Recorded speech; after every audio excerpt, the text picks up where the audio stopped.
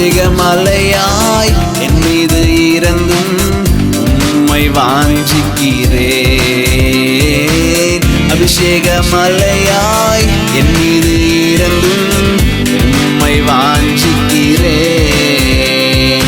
விண்ணகமே இறங்கி வரும் தூய பனித்துளியாய், விண்ணகமே இறங்கி வரும் தூய பெருமலையா.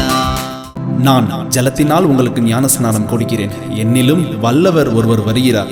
அவருடைய பாதரட்சைகளின் வாரை அவிழ்க்கிறதற்கும் நான் பாத்திரன் அல்ல.